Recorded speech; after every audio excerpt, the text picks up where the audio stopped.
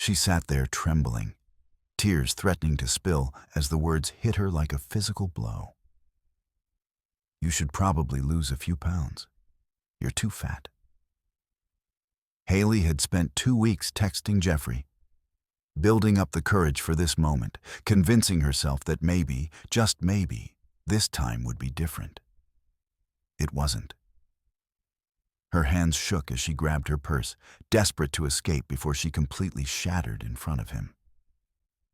But what Haley didn't know was that a man at the table beside hers had heard every cruel word.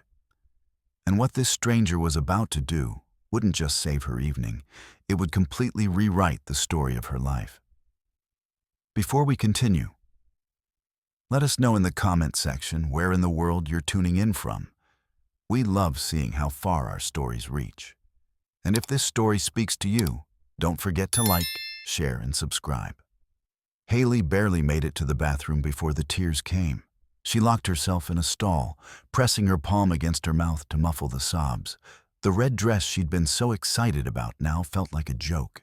She'd spent an hour getting ready, trying on 3 different outfits before settling on this one because it made her feel beautiful. Confident, even. What a waste. Jeffrey's words played on repeat in her head, mixing with every other cruel comment she'd collected over the years.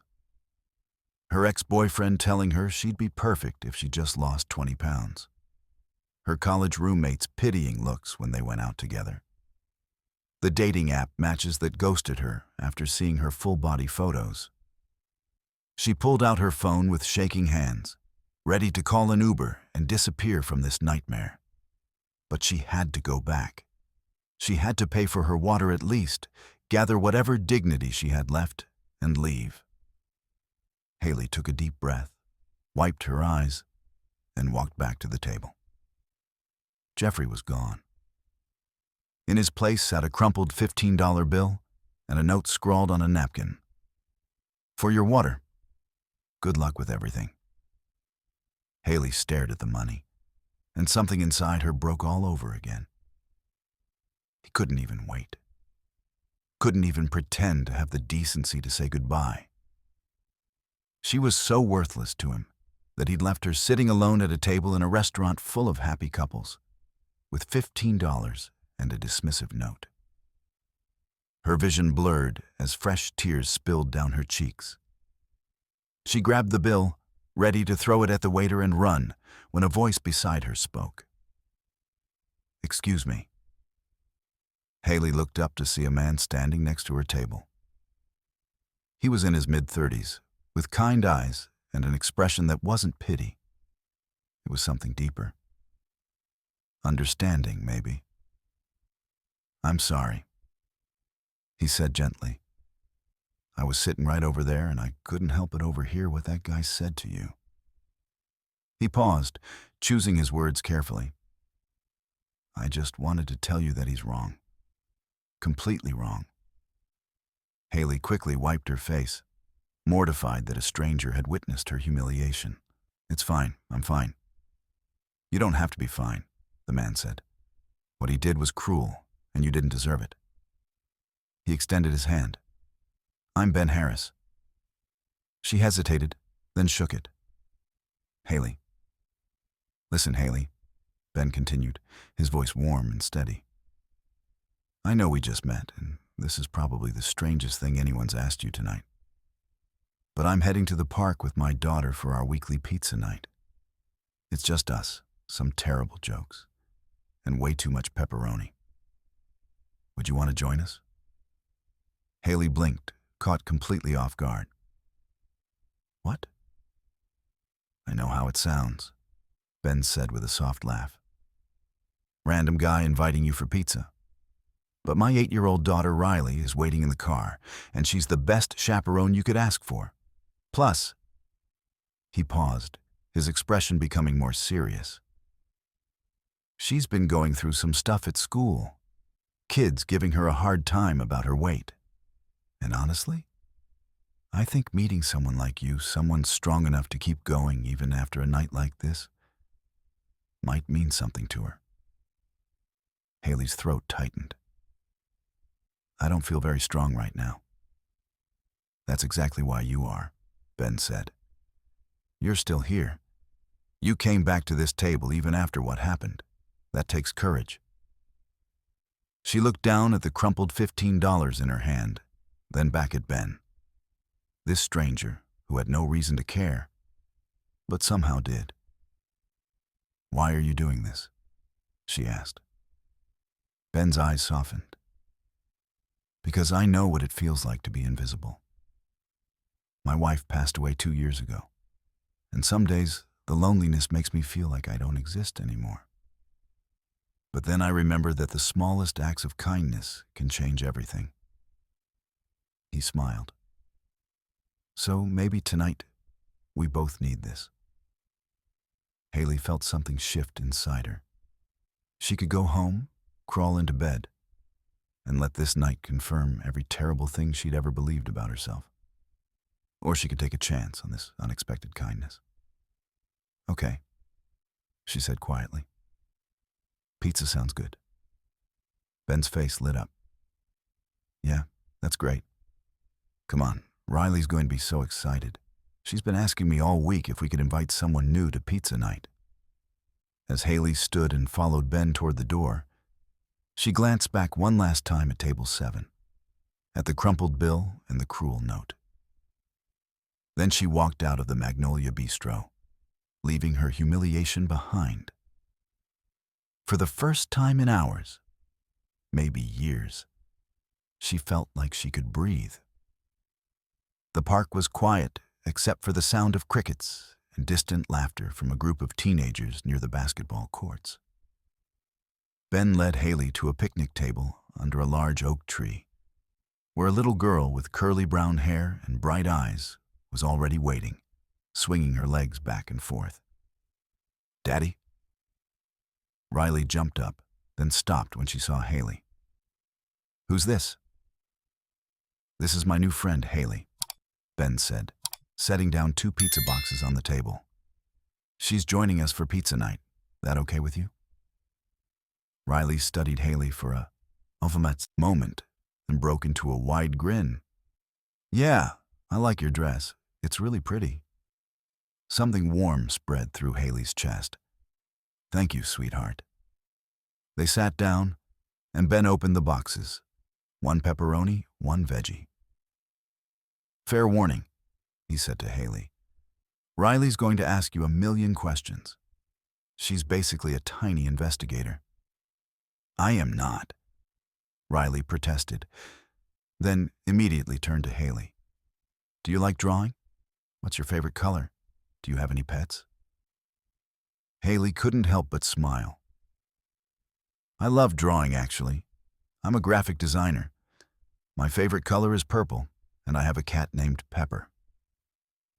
Purple's a good choice, Riley said seriously, taking a bite of pizza. I like yellow because it's happy. Even when you're sad, yellow makes things better. Ben caught Haley's eye and smiled. There was something about the simplicity of sitting here, eating pizza with these 2 people, that made the chaos of the evening feel distant. So, Haley, Ben said, handing her a slice. Tell us something good about your day. Before tonight went sideways. Haley thought for a moment. I finished a logo design for a client this morning. It took me 3 weeks to get it right. But when I finally nailed it, I felt like I could conquer the world. She paused. That feeling didn't last very long. Feelings don't have to last forever to be real, Ben said quietly. You did conquer something today. That guy at the restaurant, he doesn't get to erase that. Riley looked between them, sensing the weight of the conversation. Did someone say something mean to you? Haley hesitated, unsure how to explain it to a child. But Riley's eyes were so open, so sincere, that she found herself answering honestly. Yeah. Someone said something really mean about how I look. Riley's face scrunched up in anger. That's not okay. My teacher says people who say mean things are just unhappy inside. She reached across the table and patted Haley's hand. "I think you're really pretty." Haley felt tears prick her eyes again, but this time they weren't from pain. "Thank you, Riley. That means a lot." Ben watched the exchange, and Haley saw something flicker across his face. Grief, maybe, or recognition. He cleared his throat. "Riley knows a little bit about mean comments. She's been dealing with some kids at school who haven't been very kind." Riley looked down at her pizza. "They call me chubby, and they say I eat too much at lunch." Haley's heart clenched. "I'm so sorry, Riley. That's not fair." "My dad says they're just jealous because I'm awesome," Riley said, but her voice was smaller now. "But sometimes it still hurts." "It does hurt," Haley agreed. "And it's okay to admit that. Your dad's right, though. You are pretty awesome." Ben leaned forward, his elbows on the table. "I tell her every day that what matters isn't what other people think. It's what she thinks about herself." He glanced at Haley. "I'm still learning that lesson myself, honestly." "How do you do that?" Haley asked. "Just stop caring what people think." "I don't think you ever completely stop caring," Ben said. "But you learn to care more about the people who actually matter, the ones who see you for who you really are." He paused, his expression growing distant. "My wife, Sarah, she used to tell me that every single day. When she got sick, I watched her lose her hair, lose weight, lose all the things society says make someone beautiful. But she never lost herself. She taught me the beauty is about showing up, being kind, being present. Everything else is just noise." Riley reached for her dad's hand. "I miss Mommy." "I know, baby. Me too." Ben squeezed her hand, then looked at Haley. "Sarah passed away from cancer 2 years ago. Some days are harder than others, but we're figuring it out together." Haley felt a lump in her throat. "I can't imagine how hard that must be." "It's the kind of pain that changes you," Ben said. "But it also teaches you what really matters. Life's too short to waste it on people who don't see your value." He smiled softly. "That's why when I heard that guy talking to you like that, I couldn't just sit there. Sarah would have marched right over and given him a piece of her mind. I figured the least I could do was make sure you knew he was wrong." They sat in comfortable silence for a moment, the weight of shared pain creating an unexpected connection. "Can I tell you a secret?" Riley said suddenly, looking at Haley. "Of course. Sometimes I draw pictures of my mom so I don't forget what she looks like. And I draw her smiling because that's how I want to remember her." Riley pulled out a small sketchbook from her backpack. "Want to see?" Haley looked through the drawings, crayon sketches of a woman with kind eyes and a bright smile, always surrounded by hearts and flowers. "These are beautiful, Riley. Your mom would be so proud of you." "Daddy says she's always watching over us," Riley said, "like a guardian angel." Ben's voice was thick with emotion. "She'd love you, Haley. Sarah always had a soft spot for people who were fighting their own battles." Over the next hour, they talked about everything and nothing. Riley told elaborate stories about her classmates. Ben shared terrible dad jokes that made them both groan. And Haley found herself laughing, really laughing, for the first time in months. As the evening grew darker, Riley started to yawn. Ben checked his watch. "All right, kiddo. Time to head home." Haley stood up, suddenly reluctant for the evening to end. "Thank you for this, both of you. I didn't know how much I needed it." "Can Haley come to pizza night again?" Riley asked, looking up at her dad with pleading eyes. Ben looked at Haley, and there was something hopeful in his expression. "That's up to her. but the invitation's always open. I'd really like that, Haley said, and she meant it. Ben pulled out his phone. Here, let me get your number. We do this every Tuesday. Same park, same terrible pizza. As Haley typed her number into his phone, she felt something shift inside her. This wasn't just a kind gesture from a stranger anymore. This was the beginning of something she couldn't quite name yet. I'll text you the details, Ben said, walking her to her car. Riley had already climbed into his back seat, waving through the window. Ben, Haley said, turning to face him. Why did you really invite me tonight? He was quiet for a moment, considering his answer. Because when Sarah died, I felt invisible, like I was just going through the motions of living without actually being alive. And then I started noticing other people who looked the same way, lost, alone, hurting. I couldn't save Sarah, but maybe I can remind other people that they're not invisible, that they matter. Haley's eyes filled with tears. You have no idea what tonight meant to me. Maybe I do, Ben said softly. Get home safe, Haley. I'll see you next Tuesday. As Haley drove home that night, she kept replaying the evening in her mind. Not the part with Jeffrey, that was already fading into background noise, but the part with Ben and Riley, the warmth of their acceptance, the way they'd made her feel seen. For the first time in years, she felt like maybe, just maybe, she deserved to be happy.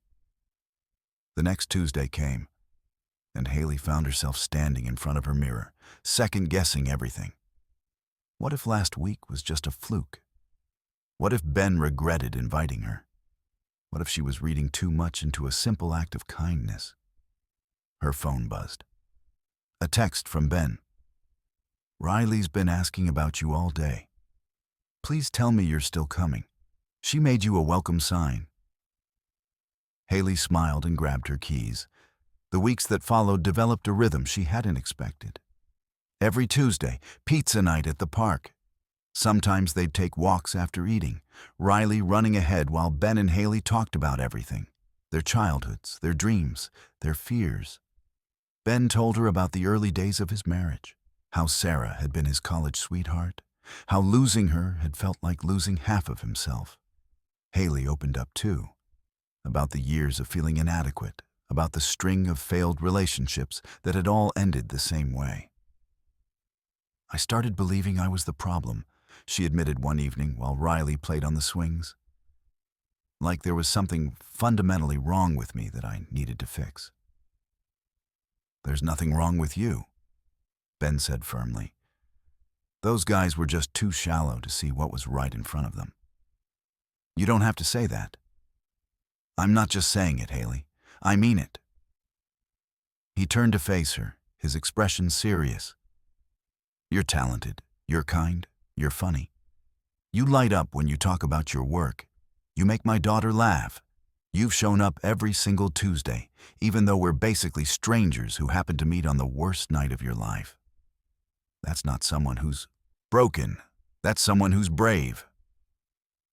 Haley felt her cheeks flush. Ben. Daddy, Haley, watch me. Riley called from the top of the slide. The moment passed, but something had shifted between them. By the third month, Haley wasn't just coming for pizza night anymore. She'd stop by on weekends to help Riley with art projects. Ben would text her funny memes during the day, and she'd send him photos of Pepper doing ridiculous cat things. They fell into each other's lives so naturally that Haley sometimes forgot they'd only known each other for a few months. One Saturday afternoon, Haley was helping Riley paint in Ben's backyard when Riley asked, "Are you going to be my new mom?" Haley nearly dropped her paintbrush. What? No, sweetheart, I'm just your friend. But you make Daddy smile again, Riley said matter-of-factly. He stopped smiling after Mommy died. but now he smiles all the time when you're here. Ben walked out with lemonade just in time to hear the last part. Riley, we talked about this. Haley is our friend. But you like her, Riley insisted. Like her, I can tell. Ben's face turned red. Okay, kiddo. How about you go wash those paint hands? After Riley ran inside, an awkward silence settled between them. Ben rubbed the back of his neck. Sorry about that. She's been watching too many Disney movies. It's okay, Haley said, though her heart was racing. Kids say what they see. Ben met her eyes. Haley, He stopped, seeming to struggle with his words. These past few months have meant a lot to me. More than I expected. To me too, she said softly. But I don't want to rush anything or make you uncomfortable. You came into our lives at a really vulnerable moment, and I just want to make sure Ben, Haley interrupted gently. What are you trying to say? He took a breath. I'm trying to say that somewhere between pizza nights and terrible jokes and watching you teach my daughter that she's perfect exactly as she is, I started falling for you. And I know it's complicated, and I know we both have our baggage, but I'm falling for you too, Haley said, the words tumbling out before she could stop them. I have been for a while now. I just didn't think you could feel the same way about someone like me. Someone like you? Ben moved closer. Haley, you're everything. Don't you see that? She felt tears building. I'm still learning to. Then let me help you see it, he said, reaching for her hand. Every day, for as long as you'll let me. Riley's voice rang out from the kitchen window. I knew it. Daddy likes you. They both laughed, the tension breaking. Ben pulled Haley into a hug, and for the first time since that horrible night at the Magnolia Bistro, she felt completely safe. 6 months later, on a Tuesday evening at their usual spot in the park, Ben asked Riley to bring over the pizza boxes. But when she opened them, there was no pizza inside. Just a small velvet box sitting in the center. Haley's breath caught. Ben got down on one knee, Riley bouncing excitedly beside him. Haley Dawson, you walked into our lives on what should have been one of your worst nights, and somehow you turned it into the beginning of our greatest adventure. You've taught me how to live again, how to love again. You've shown Riley what strength really looks like. And you've made our Tuesday pizza nights the best part of my week. His voice wavered with emotion. Will you marry me? Haley looked at this man who had seen her at her lowest and chosen kindness. At this little girl who had taught her that love doesn't have conditions. At the life they'd built together, one Tuesday at a time. Yes, she whispered, then louder, yes! Riley shrieked and threw her arms around both of them. I'm getting a mom! I'm getting a mom! Ben slipped the ring on Haley's finger and kissed her. And she realized that this was what she'd been searching for all along, not someone who loved her despite her flaws, but someone who loved her entirely, completely, exactly as she was. 3 months later, they were married in the same park where everything had begun. Riley was the flower girl, wearing a yellow dress that made her beam with happiness.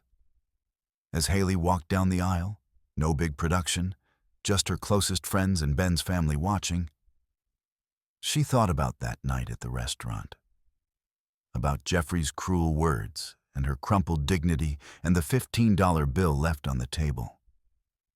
She thought about how sometimes the worst moments crack you open just enough to let the light in. Ben was waiting at the end of the aisle, his eyes filled with love and promise. When she reached him, he whispered, "You look absolutely perfect." "I feel perfect," she whispered back, and she meant it. After the ceremony, they had pizza. Of course they had pizza. Riley gave a speech about how Haley was the best mom ever, even though she wasn't technically her mom yet, which made everyone cry and laugh at the same time. As the sun set and fairy lights twinkled above them, Ben pulled Haley close. "You know what I realized?" he said. "What?" "That guy at the restaurant did us a favor.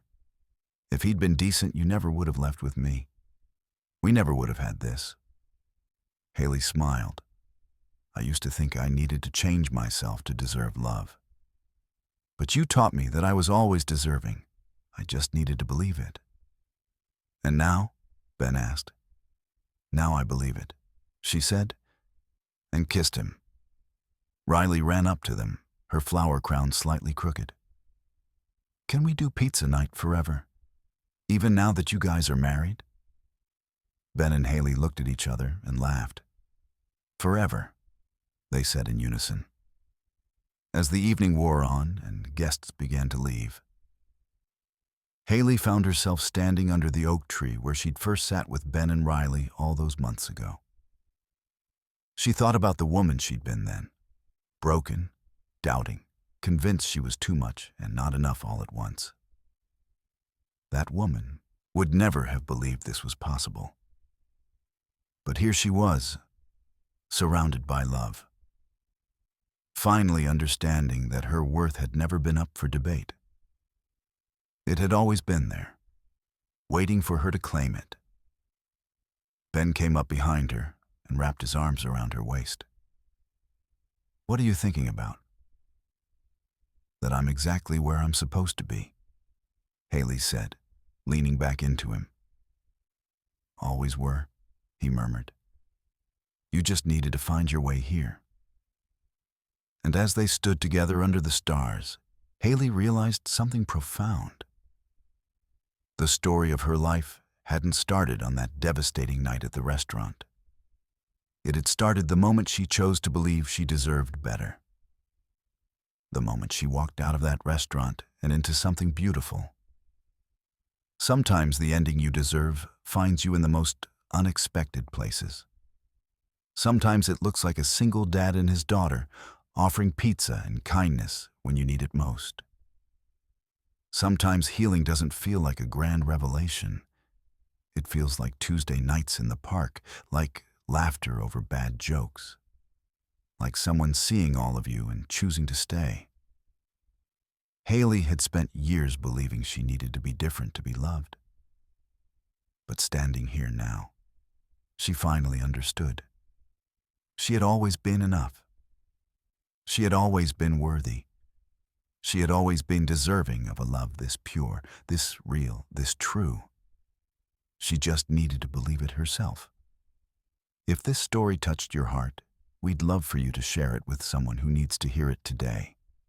And don't forget to subscribe to Soul Story for more inspiring tales that remind us all that we're worthy of love, exactly as we are. Now, we want to hear from you. Have you ever experienced rejection because you didn't fit into what society deems attractive? Drop your experience in the comment section below. And here's another question.